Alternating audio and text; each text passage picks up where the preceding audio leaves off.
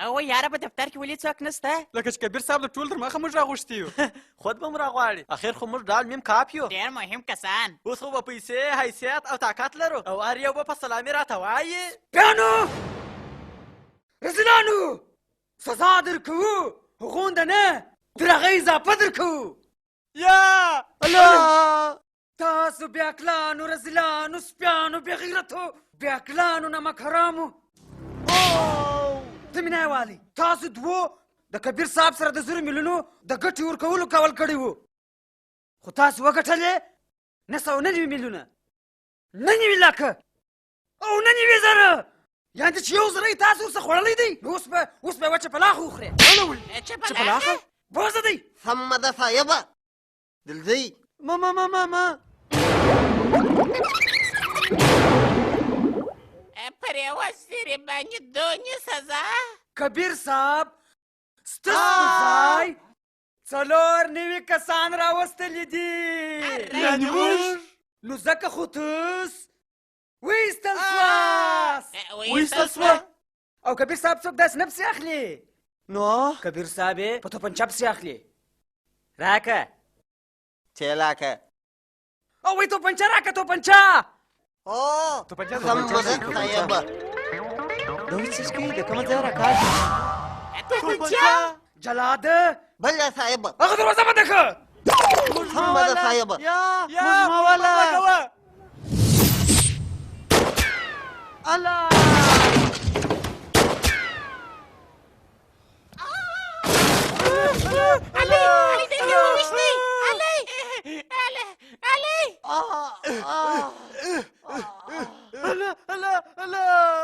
وزغلی موږ دلته مرګ ته پرېږده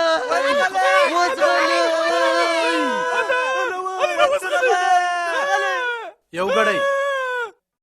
کبیر صاحب ورته وګورئ وژني مو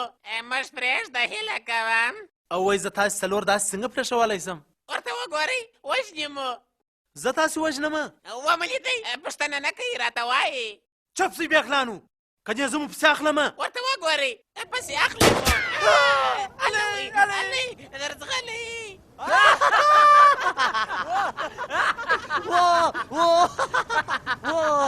نو دا هر څه تاسو وکړه نو څه کوې او تر کومه وخته چې ته دغسې بې عقلان راغواړې نو موږ به مو هغوی دغسې پسې اخلو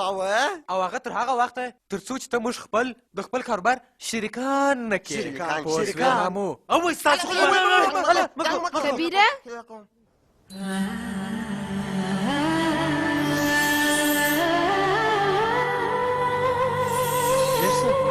ګرانه څه کیسه ده هر څه خو به سم یې یا کوچنی دا څوک ده دا زموږ صاحبه ده د کبیر صاحب مېرمن مېرمن ګرندال جانې دوی څوک دي کبیره کبیر نه رام او ته سیتا